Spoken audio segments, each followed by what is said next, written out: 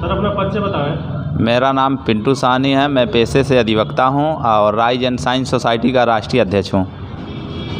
Sir आपके द्वारा जनहित में बहुत लोगों के लिए कार्य किया गया है, लोगों की आप आवाज़ भी बने हैं। हाल में आपके द्वारा चिट फंड कंपनियों से ग्राहकों का उनका पैसा उन्हें दिलाने के लिए हर प्रयास किए गए हैं। अभी उन प्रयासों का क्या हुआ? अब आपको और आपके दर्शकों को सभी को मेरा सादर प्रणाम।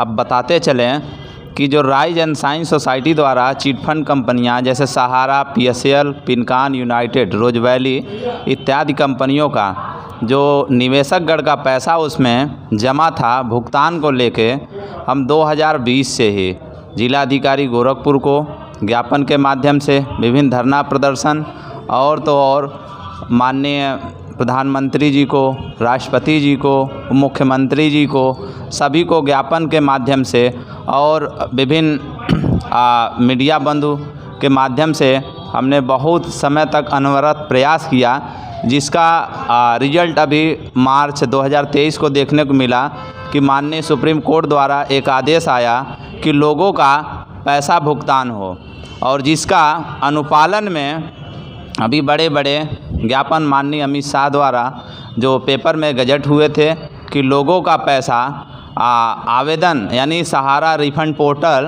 पे अपना लोग आवेदन करें, जिनका पैसा भुगतान होगा यानी 45 दिन के अंदर।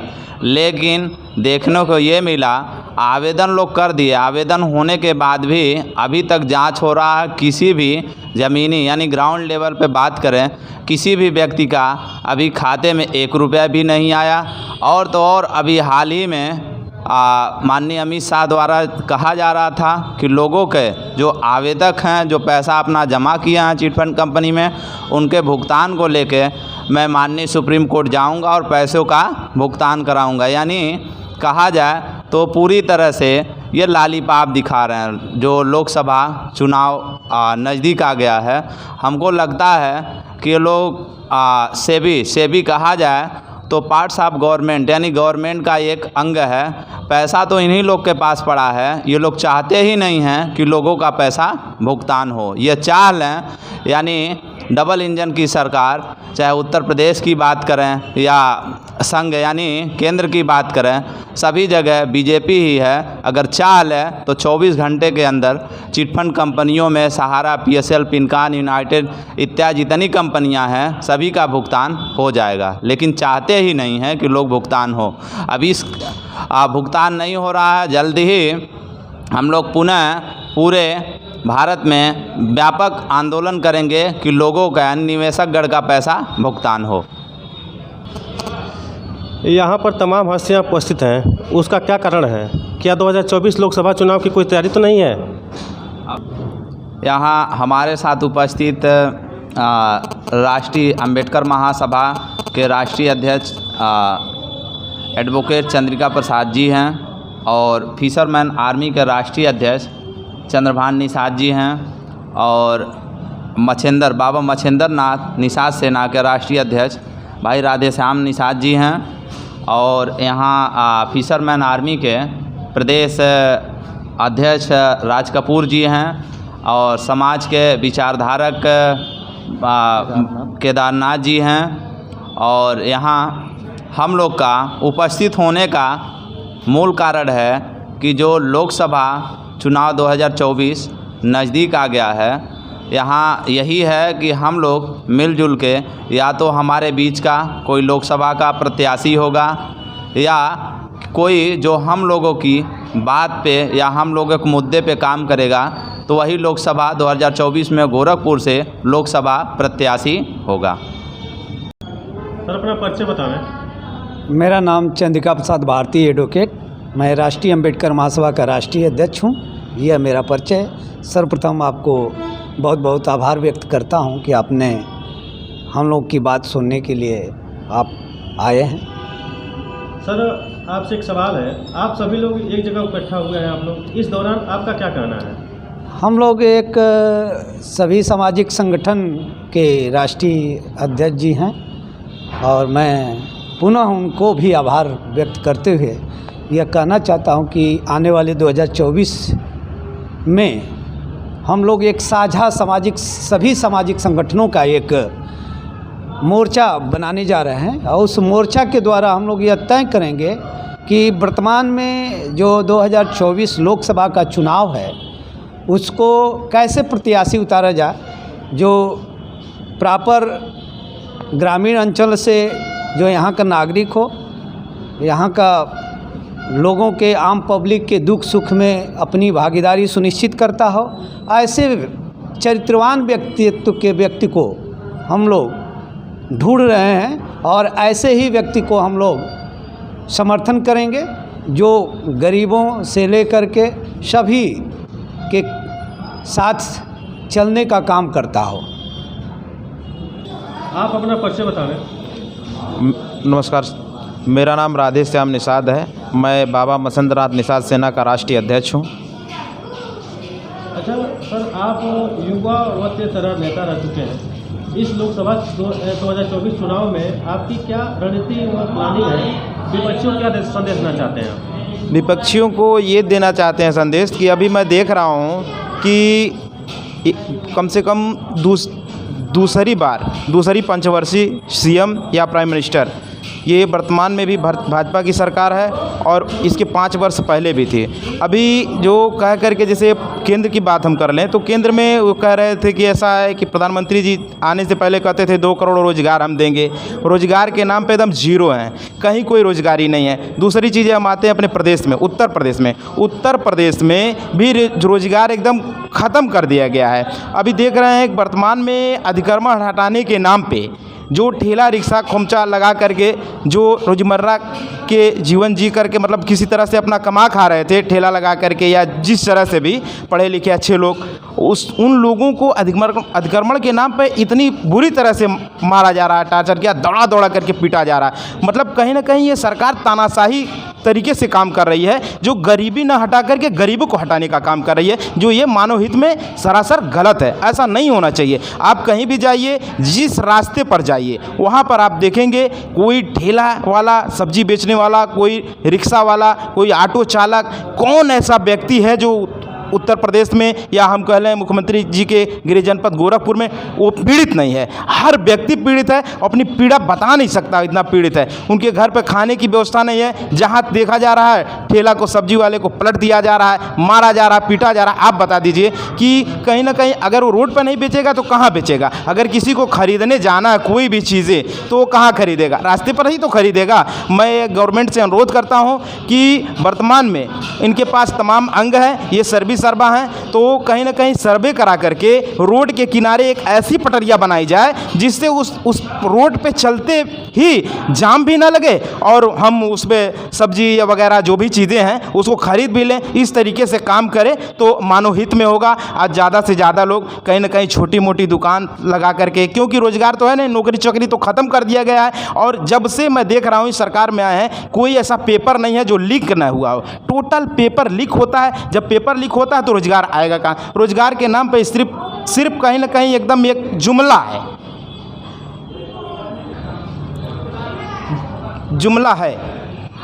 तो कहीं ना कहीं देखा जाए तो ये सरकार असफल हो रही है और मतलब इतना प्रताड़ित कर रही हैं आम जनमानस को कि रास्ते पे चलना दुर्लभ हो गया है।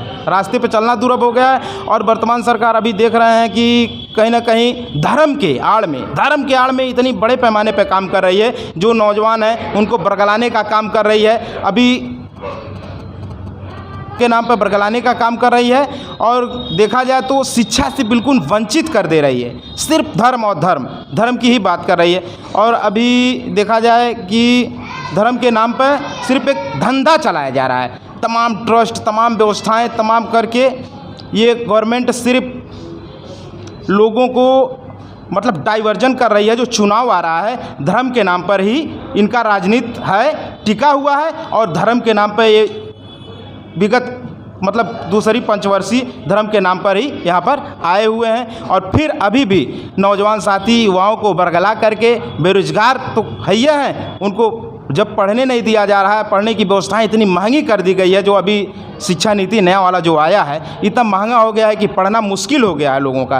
पढ़ रहे नहीं, लिख रहे नहीं, और जो पढ़ लिख रहे हैं वो भी बेरोज़गार हैं। सर अपना परिचय बता रहे हैं। मेरा नाम फिशरमैन चंद्रभान निषाद है। मैं फिशरमैन आर्मी का राष्ट्रीय अध्यक्ष हूँ। और सबसे पहले मैं आपके चैनल के दर्शकों को बहुत बहुत धन्यवाद, आपका भी बहुत बहुत धन्यवाद। सर आपसे कुछ मेरा सवाल है। जी जी। ये लोकसभा चुनाव के पहले सभी हस्तियां आज इकट्ठा हुई हैं जी।